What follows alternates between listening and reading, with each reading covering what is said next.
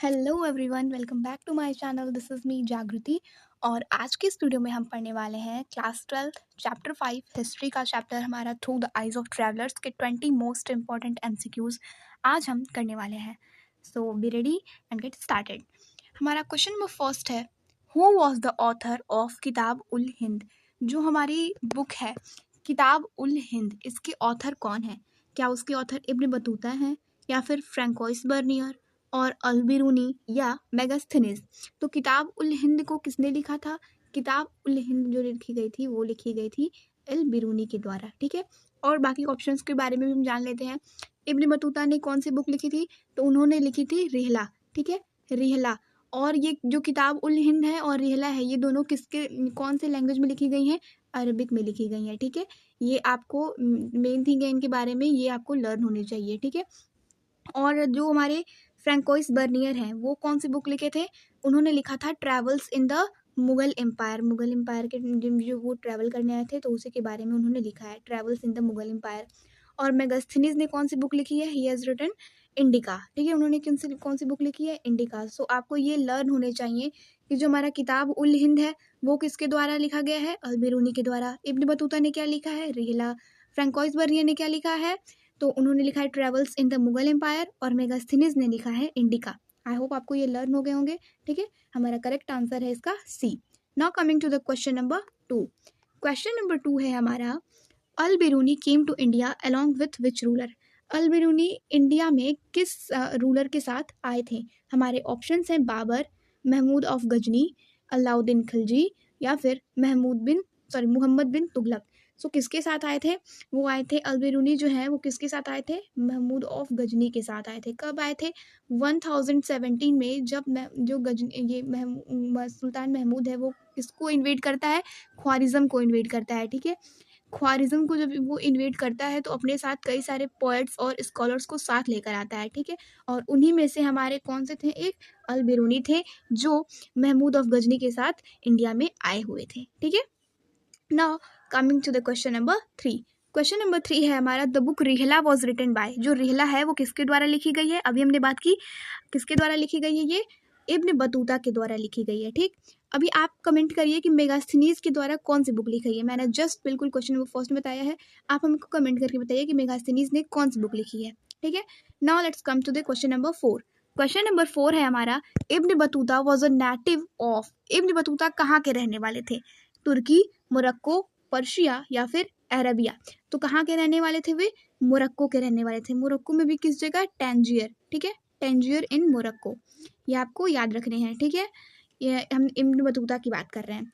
Now let's come to the question number 5। Question number 5 है हमारा, François Bernier was a. François Bernier क्या थे? एक फ्रेंच ट्रैवलर थे, या फिर एक अरब के हिस्टोरियन थे, या फिर एक पर्शियन के पोएट थे, और एक इंडियन मर्चेंट थे, एक भारतीय सौदागर थे। क्या थे वे थे एक फ्रेंच के ट्रैवलर। ठीक, फ्रैंकोइस बर्नियर कहाँ से रिलेटेड है? फ्रांस से आए थे। ठीक है, और वो एक फ्रेंच ट्रैवलर थे। ठीक है, आपको ये लर्न करके रखने हैं। नाउ हमने 5 क्वेश्चंस कंप्लीट कर ली हैं। Coming to the question number 6। François Bernier compared Mughal India with. François Bernier ने मुगल इंडिया को किसके साथ कंपेयर किया है? हमारे ऑप्शंस हैं फ्रांस के साथ, मोरक्को के साथ, पर्शिया के साथ, या फिर जर्मनी के साथ। तो फ्रैंकोइस बर्नियर जो थे वो सारी चीज़ों को जो भी मुगल इंडिया में था उनको किसके संग कंपेयर करते थे? फ्रांस के साथ। ठीक है, मतलब एक तो सबसे पहले तो वो यूरोप के संग कंपेयर करते थे, और यूरोप में भी पर्टिकुलरली किसके साथ करते थे? तो वो करते थे फ्रांस के साथ। ठीक है, I hope this is clear. Now let's move to the question number 7। Question number 7 है हमारा, according to Bernier who owned all the land in India. Bernier के अनुसार, बर्नियर ने मतलब एक अपनी वो दी है ना, पॉइंट ऑफ व्यू दिया, अपना पर्सपेक्टिव एक लिखा है उसके बारे में कि जो लैंड्स वगैरह है उसके बारे में एक पर्सपेक्टिव अपना दिया है। तो उस बुक में उसने बर्नियर ने कुछ लैंड के बारे में मेंशन किया है कि लैंड किसके द्वारा ओन किया जाता था भारत में। तो किसके द्वारा किया जाता था? पीजेंट्स के द्वारा किया जाता था, जमींदार के द्वारा किया जाता था, या फिर किंग्स के द्वारा, या फिर नोबल्स के द्वारा। तो हमारा करेक्ट आंसर क्या है? किसके द्वारा ओन किया गया था? किंग्स के द्वारा किया गया था। ठीक है, किंग्स जो थे बर्नियर के अनुसार किंग्स ही सारे ओन को लैंड करते थे, and there was no concept of private property. ठीक है, सारा क्रोन ओनरशिप ही था, प्राइवेट प्रॉपर्टी थी उसके अनुसार प्राइवेट प्रॉपर्टी यहाँ पे नहीं थी। ठीक है, सारे लैंड्स किसके थे? किंग के ही थे, किंग्स को ही बिलोंग करते थे। ठीक है, now coming to the question number 8। Question number 8 है हमारा, which language did Al Biruni use in his writing. अभी मैंने आपको ये भी बताया था कि अल बिरूनी ने अपने बुक्स को किस में लिखा है, पर्शिया में लिखा है, संस्कृत में लिखा है, या फिर अरबिक में लिखा है, या फिर तुर्किश में लिखा है। तो किस में लिखा है, he has used the Arabic language for his writing. और साथ ही साथ जो रिहला है वो भी किस में लिखी गई है, वो भी लिखी गई है अरबिक में। ये दोनों जो हमारी भाषाएं हैं वो लिखी गई हैं अरबिक में, सॉरी जो दोनों बुक्स हैं, ठीक है। व्हाट इज मेट्रोलॉजी, मेट्रोलॉजी क्या होता है, ये एक ब्लू बॉक्स जो आपके साइंस में होते हैं क्वेश्चंस, उधर से क्वेश्चन है, ठीक है। क्या वो साइंस ऑफ क्राफ्ट होती है, science of measurement, science of climate, या फिर आर्ट ऑफ मैनेजिंग थिंग्स। तो मेट्रोलॉजी क्या होता है, it is the science of measurement, ठीक है। विज्ञान किस चीज़ का, मेजरमेंट का, उसी को हम क्या कहते हैं, मेट्रोलॉजी, ठीक है। I hope this is clear. Now moving to the question number 10. Question number 10 है हमारा, who translated the work of Euclid in Sanskrit। किसने यूक्लिड को, जो यूक्लिड जो है हमारे ज्योमेट्री मैथमेटिक्स में आता है यूक्लिड, ठीक है।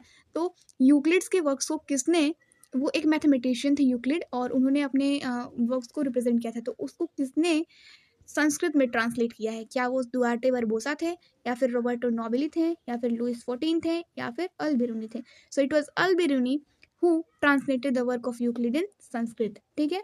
अभी हमारे पास कुछ नए नए ऑप्शंस मिल रहे हैं हमें, ठीक है। तो उन ऑप्शंस के बारे में भी एक बार हम नज़र देखते हैं क्या क्या है ना।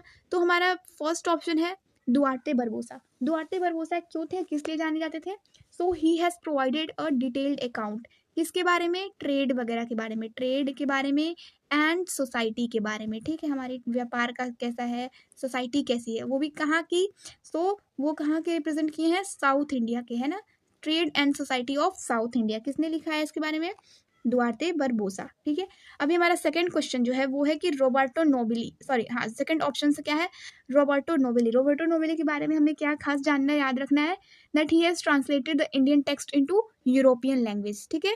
दुआर्ते बरबोसा के बारे में याद रखिएगा कि वो ट्रेड से रिलेटेड है, और रोबर्टो नोबेली किससे रिलेटेड है, इंडियन टेक्स्ट को यूरोपियन लैंग्वेजेस में उन्होंने कन्वर्ट किया है। और जो ऑप्शन सी है लुइस फोर्टीन, तो ये क्यों आए हैं यहाँ पे, लुइस फोर्टीन देखो किस लिए जाने गए हैं, जो हमारे एक मिनट, जो हमारे ये फ्रैंकोइस बर्नियर थे, ठीक है, वो अपने राइटिंग्स को किसको डेडिकेट किए थे बर्नियर जो थे, फ्रैंकोइस बर्नियर, उन्होंने लुइस फोर्टीन को ही अपने राइटिंग्स को डेडिकेट किया है, ठीक है। कौन से किंग का उस समय बोलबाला था, लुइस फोर्टीन, फ्रेंच से, फ्रेंच में रूल कर रहे थे, फ्रांस में, ठीक है।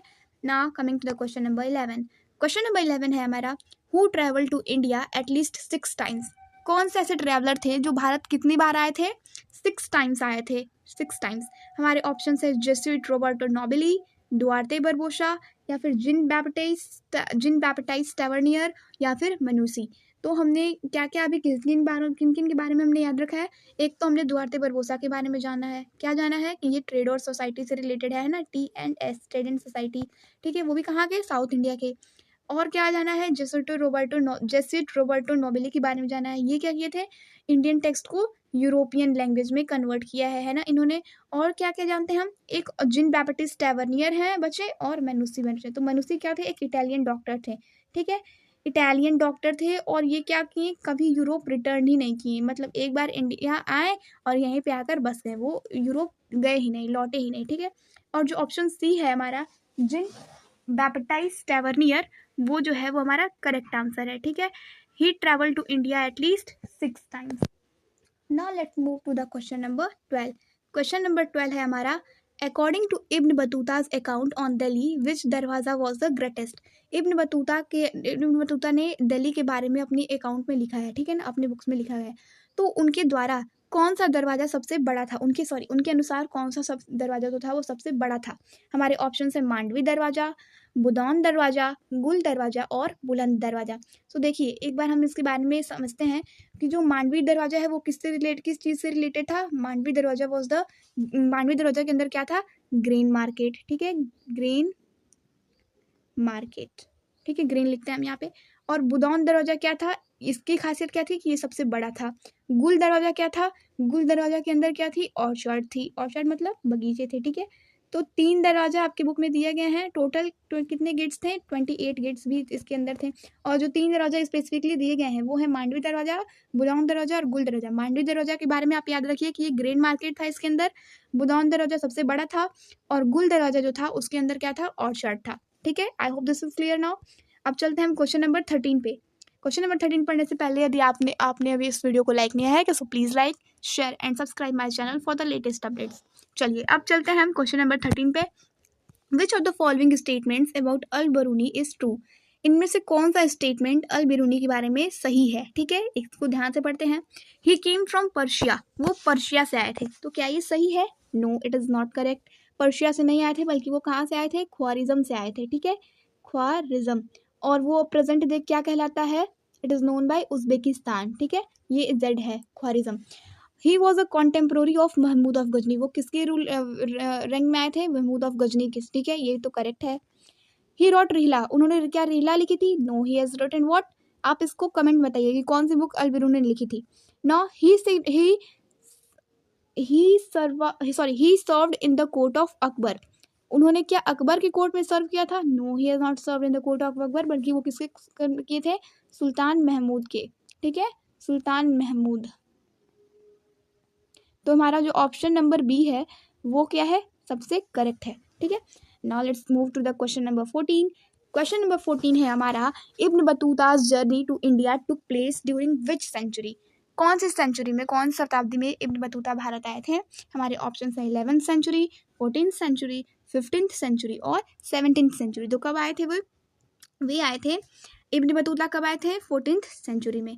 और ये 11th सेंचुरी में कौन आए थे? अल बिरूनी आए थे। ठीक है, आपको इन तीनों लोगों के ये सेंचुरी कब आए थे भारत में वो याद रखना है। ठीक है, अल बिरूनी 11th सेंचुरी में, और 14th सेंचुरी में इब्न बतूता, और 17th सेंचुरी में कौन आए थे? बर्नियर आए थे। ठीक है, तो ये 3 स्पेसिफिक सेंचुरीज जो आपको दी गई हैं, आप इन्हें याद करके रखिए।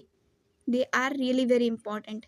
कोई भी असर्शन रीजन या फिर कोई भी स्टेटमेंट वगैरह में ये सारी चीज़ें आ सकती हैं, और ये छोटे छोटे पॉइंट्स अगर आप याद रखेंगे तो आपके बड़े बड़े क्वेश्चंस भी बनेंगे। ठीक है, now coming to the question number 15। Question number 15 है हमारा, which statement is not true about François Bernier? François Bernier के बारे में कौन सा कथन सही नहीं है? ही वॉज अ फिजिशियन, वो एक फिजिशियन थे, हाँ ये सही है। और कहाँ पे थे? दारा, प्रिंसेस दारा सुखो के फिजिशियन थे। ठीक है, दारा सुखो। ठीक है, आप इसको कंप्लीट करिए। दारा सुखो के फिजिशियंस थे। ना ऑप्शन बी, ही lived in India for 12 years, वो 12 साल रहे थे इंडिया में। कब से कब तक रहे थे? वो थे 1656 से लेकर 1668 तक, 56 से लेकर 68 तक, ये आपको याद रखिए। ठीक है, ये भी इंपॉर्टेंट है। तो 12 साल रहे थे, ये भी सही है। फिजिशियन थे, ये 12 साल रहे थे, ये भी सही है। ही served in the court of Aurangzeb, उन्होंने औरंगजेब की कोर्ट में वो किया था, ये भी सही है। ही रॉट किताब उल हिंद, लेकिन क्या उन्होंने किताब उल हिंद लिखा था? नहीं, वो कौन सी बुक लिखे थे? He had written Travels in the Mughal Empire. ठीक है, वो बुक लिखे थे। ठीक है, now I hope this is clear. Question number 15 हो गया हमारा।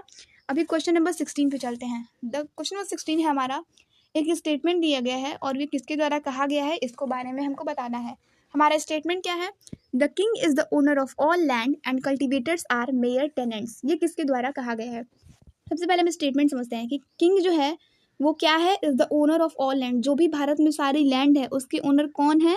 किंग है। ठीक है, और कल्टिवेटर्स क्या है? एक मेयर टेनेंट्स हैं, यानी कि उनको बस छोटा सा प्रॉफिट मिलता है, वो बस जी रहे हैं, खा रहे हैं, अपना गुजारा कर रहे हैं। ठीक है, उनको कोई प्रॉफिट वगैरह नहीं मिल रहा है, और सारा प्रॉफिट किसके पास है? किंग है, क्रोन ओनरशिप चल रहा है। ठीक है, there is no concept of private property in India, ऐसा किसके द्वारा कहा गया था? ये कहा गया था हमारे फ्रैंकोइस बर्नियर ने। फ्रैंकोइस बर्नियर लैंड वगैरह और ये मुगल इंडिया के बारे में थोड़ा सा पॉइंट ऑफ व्यू अपना दिए हैं अपने अकाउंट में। ठीक है, travels in the Mughal Empire इनकी बुक थी। I hope this is clear now. आगे है question number 17। The cities of India are among the largest and most magnificent in the world, who said this? किसने कहा था कि जो सिटीज़ हैं इंडिया में वो सबसे सुंदर, सबसे ब्यूटीफुल और सबसे बड़ी है? किसने कहा था? क्या बर्नियर ने कहा था, फाहियन ने कहा था, या फिर अल बिरूनी ने कहा था, या इब्न बतूता ने कहा था? तो सिटीज़ के बारे में किसका पॉइंट ऑफ व्यू आया था? इब्न बतूता के बारे में आया था। ठीक है, now moving to the question number 18। Question number 18 है हमारा, Al Biruni translated Sanskrit text into, Al Biruni जो थे वो संस्कृत टेक्स्ट को किस लैंग्वेज में ट्रांसलेट किए थे? पर्शियन में किए थे, तुर्किश में किए थे, अरबिक में किए थे, या फिर उर्दू में किए थे? So it was in Arabic. ठीक है, संस्कृत टेक्स्ट को किस में कन्वर्ट किया था उन्होंने? अरबिक में किया था। ठीक है, now coming to the question number 19। Question number 19 है हमारा, what was the time period of Al Biruni's visit to India? Al Biruni Bharat में किस सेंचुरी में आए थे? अभी मैंने आपको सारे बताए हैं। तो इट वॉज 11th सेंचुरी जब अल बिरूनी ने विजिट किया था, और फ्रैंकोइस बर्नियर ने विजिट किया था 17th सेंचुरी, और आपके इब्न बतूता ने कब ने किया था 14th सेंचुरी। ठीक है, तो ये 3 सेंचुरीज देखिए, आपसे कई सारे इसमें क्वेश्चंस आ रहे हैं, तो आप इन तीनों को याद रखे रहिए। ठीक है, now moving to the question number 20, this is the last question. Question number 20 है हमारा, what was the main difficulty Al Biruni faced. सबसे मेन डिफिकल्टी क्या थी अल बिरूनी जो अपने राइटिंग्स में लिखने समय उन्होंने फेस किया था। रिलीजियस अपोजिशन हुआ था, पॉलिटिकल रेस्ट्रिक्शंस थे, या फिर क्लाइमेट कुछ चेंजेस थे, या फिर lack of knowledge of Sanskrit. So it was the lack of knowledge of Sanskrit. Al Biruni ने कहा है कि जो संस्कृत है वो एक बहुत ही डिफिकल्ट लैंग्वेज है। एक ही शब्द के कई अर्थ हैं और कई सारे मतलब एक ही शब्द को कई बार प्रयोग किया जा रहा है। ठीक है, तो डिफरेंट डिफरेंट कॉन्टेक्स्ट में इसका प्रयोग हो रहा है और ये एक डिफिकल्ट लैंग्वेज है। तो अल बिरूनी को संस्कृत समझने में एक मेजर डिफिकल्टी आई थी। ठीक है, तो ये थे आपके question, major 20 important question. I hope they are clear to you all, and I hope आप इसको लर्न भी करें। ठीक है, एक एक जो मेन पॉइंट है इसमें छोटे छोटे बहुत सारे पॉइंट्स हैं, आप उनको लर्न करके रखिए ताकि आपसे एजर्शन, रीजन, सोर्स, प्रेट ये सारे क्वेश्चंस बने। ठीक है, thank you so much for watching this video. Please like, share and subscribe for more. Thank you.